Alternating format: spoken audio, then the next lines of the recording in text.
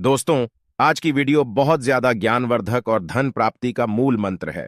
आज की इस वीडियो में हम बात करेंगे आखिर औरत का वह कौन सा अंग बेशर्म होकर दबाने या चूसने से अचानक अपार धन की प्राप्ति होती है। लोग औरत का कौन सा अंग दबा और चूस कर अमीर बन जाते हैं। जो भी मनुष्य औरत का यह अंग दबाता या चूसता है, उसके घर में सदा मां लक्ष्मी का वास रहता है और मां लक्ष्मी की कृपा सदैव बनी रहती है। तो दोस्तों, आज की इस वीडियो में हम बताएंगे औरत का वह कौन सा अंग जिसे हर पुरुष को दबाना या चूसना चाहिए। नमस्कार दोस्तों, आप सभी का स्वागत है आज की इस बेहद ही ज्ञानवर्धक जानकारी भरी वीडियो में। दोस्तों, आपको पता चल ही गया होगा कि आज की वीडियो में हम क्या सीखने जा रहे हैं। दोस्तों, चैनल को सब्सक्राइब करें और हर हर महादेव लिखना ना भूले। साथ ही इस वीडियो को जो लाइक और सब्सक्राइब करें, लक्ष्मी मां उसके घर पर सदा कृपा दृष्टि बनाए रखें। दोस्तों, एक बार की बात है, एक गांव में शिव नाम का व्यक्ति रहता था। वह अपनी पत्नी से बहुत ज्यादा परेशान था, क्योंकि उसकी पत्नी बात बात पर हमेशा उसे ताना मारा करती थी। तुम्हारे पास है ही क्या, घर में खाने तक को कुछ नहीं है। दोस्तों, उसके घर में बिल्कुल कंगाली छा गई थी। एक भी रुपया नहीं था और उसके घर में खाने के लिए अन्न का एक दाना तक नहीं था। दोस्तों, एक तो घर में खाना नहीं, ऊपर से पत्नी का ताना। वह बहुत परेशान हो गया। उसे समझ नहीं आ रहा था मैं क्या करूं। एक दिन की बात है, शिव अपने घर से एक सुनसान रास्ते पर निकल गया। वह उस सुनसान रास्ते पर चल ही रहा था कि उसे एक साधु तपस्या करते हुए दिखाई दिए। वह उनके पास जाकर बैठ गया। जब साधु ने अपना तप खत्म किया तो शिव उनके सामने रोने लगा। साधु ने शिव से कहा, पुत्र, तुम्हें क्या दिक्कत है? तुम क्यों रो रहे हो? आखिर तुम्हें क्या परेशानी है? तब शिव ने साधु महाराज से कहा, हे महाराज, मेरी एक पत्नी है जो कि मुझे रोजाना ताना मारती है। मैं गरीब हूं तो मैं क्या करूं? कितना भी कुछ कर लूं लेकिन धन कमा ही नहीं पाता हूं। अभी तक एक छोटा सा धंधा था, वह भी पत्नी के क्लेश की वजह से चौपट हो गया। वह दिन रात मुझसे झगड़ा करती है।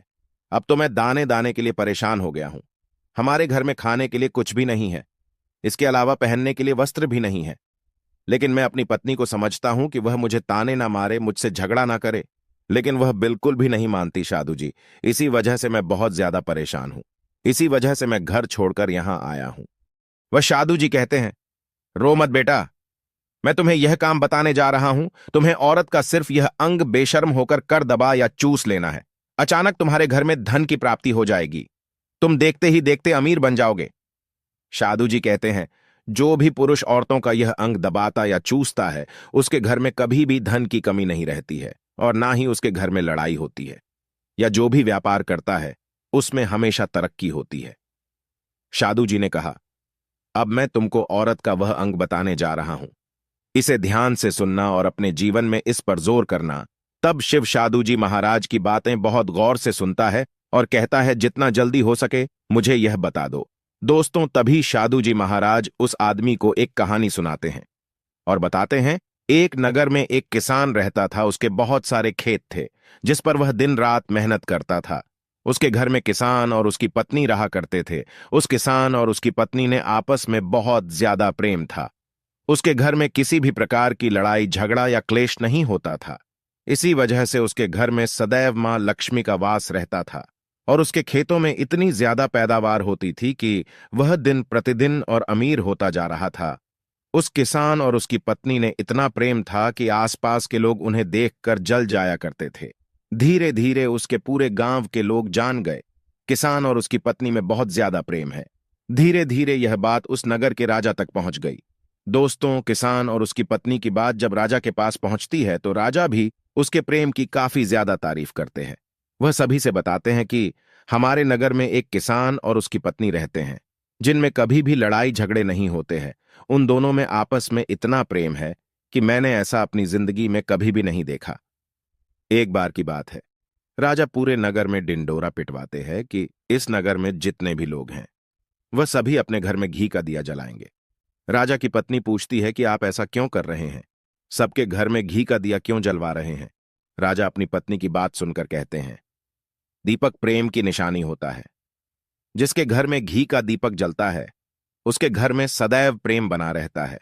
और मैं चाहता हूं कि जो प्रेम किसान और उसकी पत्नी के घर में है वह हमारे पूरे नगर में रहे, पति और पत्नी के बीच। इसीलिए मैं हर घर में दीपक जलवाना चाहता हूं।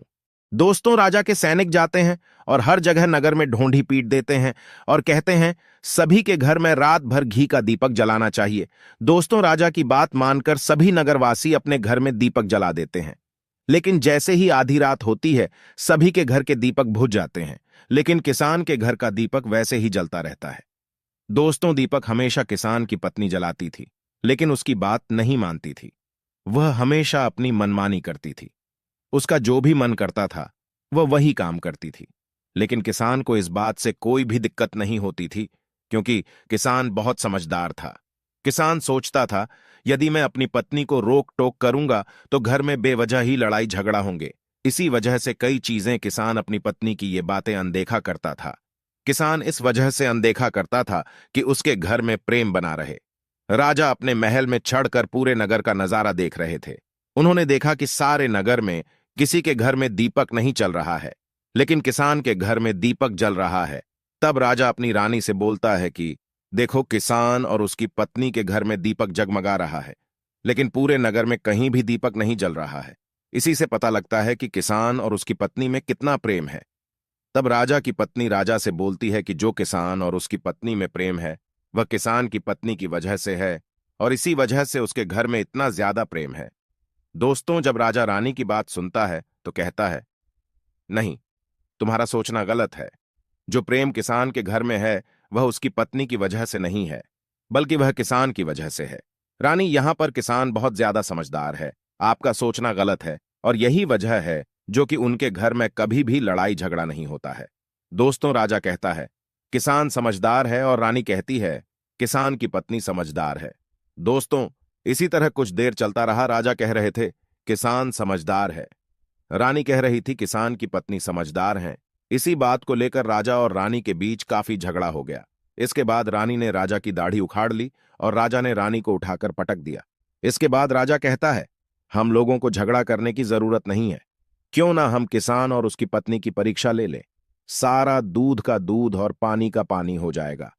लड़ाई करने के बाद इस बात पर राजा और रानी दोनों सहमत हो गए और दोनों की परीक्षा लेने के लिए तैयार हो जाते हैं।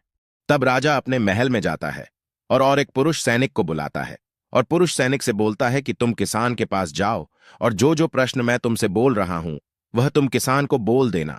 वह पुरुष सैनिक बोलता है, ठीक है महाराज। वह पुरुष सैनिक राजा की बात सुनकर किसान के पास जाता है। उस समय किसान की पत्नी खेतों में गई थी, लेकिन किसान की कुछ तबीयत ठीक नहीं थी, इस वजह से वह खेतों पर नहीं गया था। इस समय पुरुष सैनिक किसान के घर पहुंच जाता है और किसान से कहता है, मैं राज दरबार से आया हूं, राजा साहब ने मुझे भेजा है। दोस्तों, किसान कहता है, बताइए मैं आपकी क्या सेवा कर सकता हूं। आप बैठ जाइए, मैं आपके लिए पानी लेकर आता हूं। तब वह सैनिक बोलता है कि नहीं, तुम कुछ भी मत लाओ, मैं राजा का सैनिक हूं, बस आपके पास राजा का समाचार लेकर आया हूं। तब किसान कहता है, ठीक है सैनिक, आप मुझे बताओ, राजा साहब ने मेरे लिए क्या समाचार भेजा है। सैनिक कहता है, किसान, राजा साहब ने यह बोला है कि यदि तुम अपनी पत्नी को छोड़ देते हो तो राजा जी आपको बहुत सारे हीरे जवाहरात और साथ में तुम्हारे जमीन से 2 गुना ज्यादा जमीन राजा जी आपको गिफ्ट में देंगे। इसके अलावा राजमहल का आधा हिस्सा भी आपको दिया जाएगा। लेकिन जो किसान ने जवाब दिया वह सुनने लायक। हे किसान ने कहा, राजा जी अपना पूरा राजमहल मुझे क्यों ना दे दे, लेकिन मैं अपनी पत्नी को नहीं छोड़ूंगा। जाओ और अपने राजा से कह दो किसान ने ऐसा कहा है। सैनिक जाता है और राजा को सारी बातें बताता है। इस समय रानी वहां पर सैनिक की बात सुन रही थी। सुनने के बाद रानी ने कहा, आपने किसान की तो परीक्षा ले ली, लेकिन किसान की पत्नी की परीक्षा नहीं ली है। इस तरह से हम कैसे पता कर सकते हैं कि कौन समझदार है। इसके बाद रानी ने कहा, अब मैं भी किसान की पत्नी की परीक्षा लेना चाहती हूं। जब दोनों की परीक्षा हो जाएगी तभी पता चलेगा कि कौन समझदार है। फिर रानी ने भी एक सैनिक बुलाया और कहा कि मेरी बात किसान की पत्नी को बोलना और याद रखना। यह बात तभी बताना जब किसान वहां पर ना हो। सैनिक ने पूछा कि रानी क्या बात बतानी है, वह तो बताओ। तो रानी ने सैनिक को सारी बात बता दी। सैनिक किसान के घर जाता है और उसके घर में आवाज लगाता है तो उसके घर से किसान की पत्नी निकलकर आती है और कहती है, बताओ क्या हुआ, क्यों ढिंढोरा पीट रहे हो। तो सैनिक ने कहा कि राजमहल से आया हूं, मुझे रानी ने भेजा है। किसान की पत्नी ने कहा, बताओ किस लिए आए हो। तब सैनिक ने कहा, रानी ने बोला है, यदि तुम अपने पति किसान को मार देती हो तो आपको बहुत सारे हीरे जवाहरात रानी आपको देंगी और साथ में राजमहल का आधा हिस्सा भी आपको मिलेगा। इसके अलावा जितनी भी आपकी जमीन है वह तो आपकी रहेगी ही, लेकिन उसकी 2 गुना जमीन भी रानी आपको देगी। ये बात सुनकर किसान की पत्नी तैयार हो जाती है। कहती है, ठीक है, यदि मुझे इतना कुछ रानी साहिबा देंगी तो मुझे मंजूर है, मैं अपने पति को मार दूंगी। तब सैनिक पूछता है कि रानी को कैसे पता चलेगा कि आपने अपने पति को मार दिया है। तभी किसान की पत्नी बोलती है, मेरे घर में जो दीपक जल रहा है, जब मैं किसान को मार दूंगी तो उसे बुझा दूंगी, तभी आपको पता चल जाएगा कि मैंने किसान को मार दिया है। अब सैनिक किसान की पत्नी की बात सुनकर राजमहल जाता है और रानी को सारी बात बताता है। किसान की पत्नी की बात सुनकर रानी बहुत अचंभित हो जाती है। राजा और रानी को स्त्री जात से नफरत होने लगती है। उसी समय राजा अपने नगर के सभी लोगों को बुलाता है और कहता है कि मैं चाहता हूं कि मेरे और मेरी पत्नी की वजह से किसान की जान न जाए।